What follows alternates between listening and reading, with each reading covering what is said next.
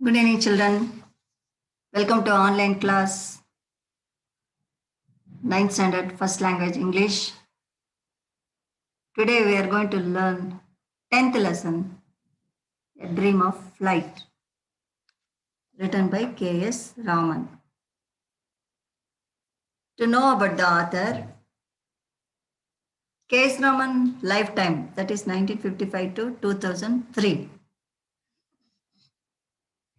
K.S. Raman, an aeronautical engineer by profession. His interest encompassed the faculties of aerospace, automobiles, architecture, photography, music, culture, and history. He was a senior scientist at National Aerospace Laboratories, NAL, in Bangalore. With his engineering knowledge, his ingenuity, and passion for aircraft and cars and interests in model making, Raman became a self taught painter. Some of his paintings have been exhibited abroad and also won him medals of honor. Raman passed away in July 2003 at the young age of 46. If you want to know about him more, you can go through sarthagasa.com website. Yes, children, coming to the lesson.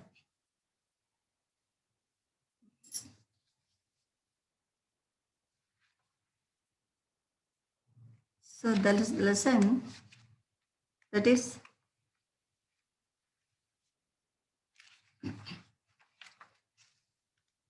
the title of that is essay.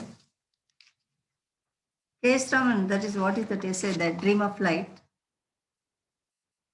He refers to a dream, that is the sequences that unfold are not mere dreams. So how we got a dream, then what it did in the beginning. That is, before writing this lesson, he read The Invention of the Aeroplane. That is a book written by Charles H. Gibbs Smith's book. Where did he find that book? He found that book in a bookshop where it was among a heap of leather bound volumes. That was where in an old bookshop. When 2 days before only. And the title arouses curiosity. So after coming home, he started reading. The book explained in great detail man's eternal longing and hope that led to innumerable trials. Most of them ended in disasters and subsequent experimentation arising from various inventions used for flight before the advent of aeroplane. Now what we see today.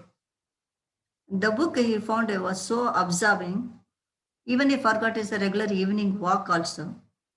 So his friend, he was also interested to read that book. And he told him, after seeing that he was very much engrossed in that book, he told him that tomorrow morning 6 o'clock sharp to be ready. Then he read that book continuously, and when he finished the book past midnight, he finished by midnight, he finished the book and he switched it off. Then so much exhausted on the bed, and all the events what all he read in the book, it was fresh in his memory.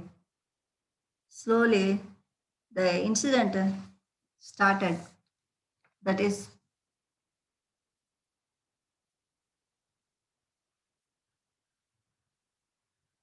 he gathered from the book, that is, he drifts in his to sleep. He visualizes various stages that mark the history of aviation. So that's what we are going to read. That is stage by stage. So first one, that is In the year 1496 AD, what happened? That is man's desire to fly like a bird. It never came to fruition. That is, many many adventurers tried to fly, but in vain. So here, from atop a soaring tower, a man stands with the bat-like wings made from wood and cloth and covered with feathers, covered with the bird's feathers. So this is the book he read. Covered with covered with the bird's feathers and the earrings with encouraging shouts from a big crowd. He gathered far down under the ruffles of feathers on his cloth. So he was called a birdman. The bandman flexes his shoulders and beating his arms fast, suddenly jumps out. But what in heaven's name is happening? What is happening? Instead of flying free in the sky like a bird, the man is tumbling down inverted and totally out of control.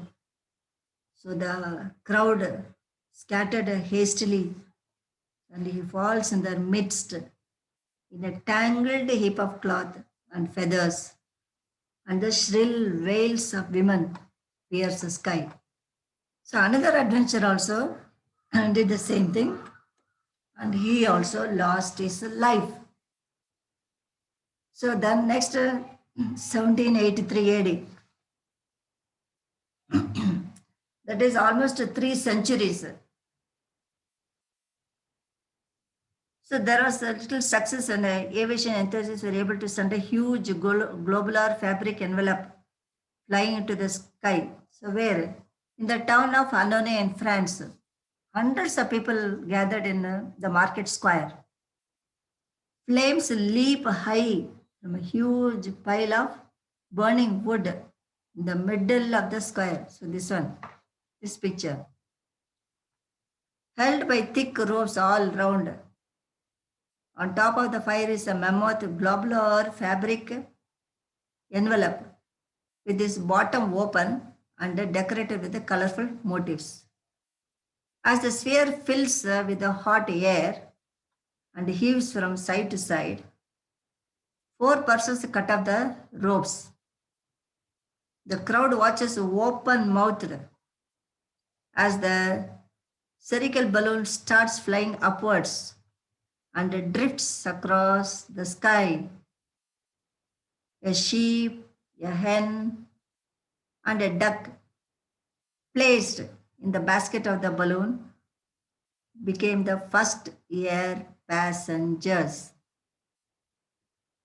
Next, in 1853 AD, Sir George Cayley, he did the experiment. How? A boat-shaped contraption, that is machine, with wheels at the bottom, having a big wing shaped like the hood of a snake, stands atop a small hill. Four triangular surfaces in the form of a cross are at the back, supported by a wooden frame. Sir George Cayley puts his carriage chauffeur inside and gives a big push. The vehicle starts rolling on its wheels and rushes towards the valley below. But as it gathers speed, this wade craft leaves the ground. Floating in the air, it touches down on the other side of the valley.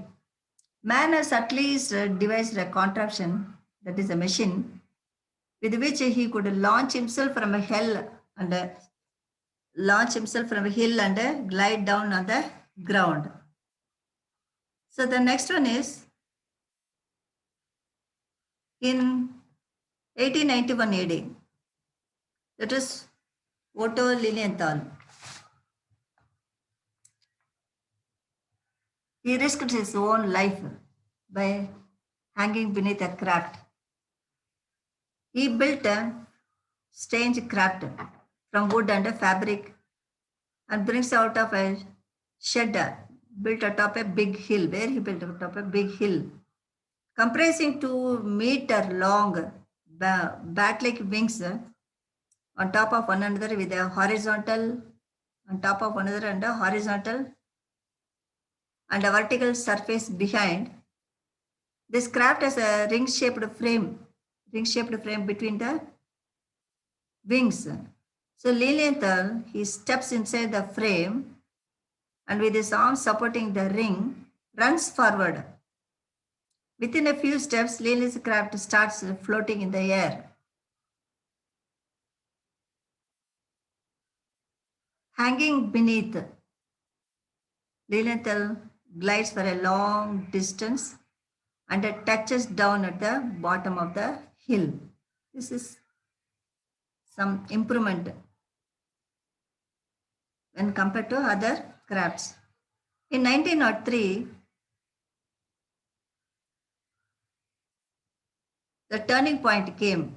What is that? That is, the Wright brothers gave to the world its first aircraft in North Carolina. A 2-winged machine stands on a long wooden rafter. Orville Wright lies prone in the middle over the bottom, over the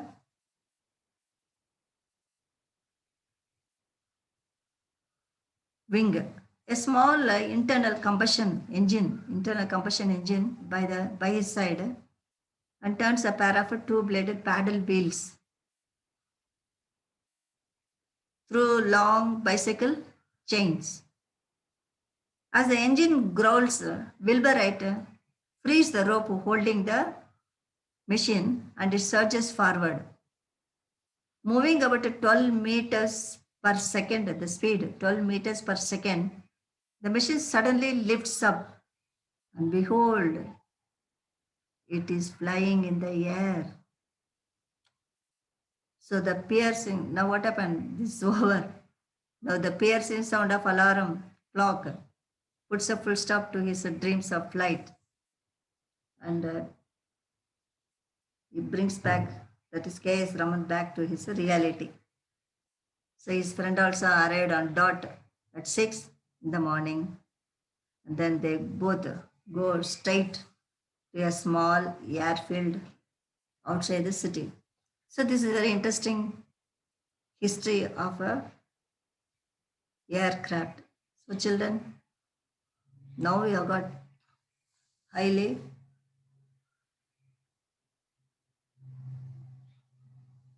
that is there's so many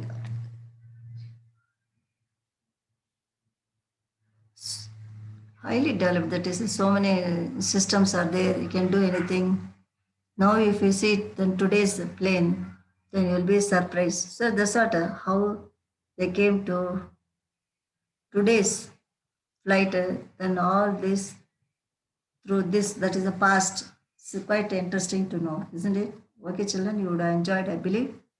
Okay.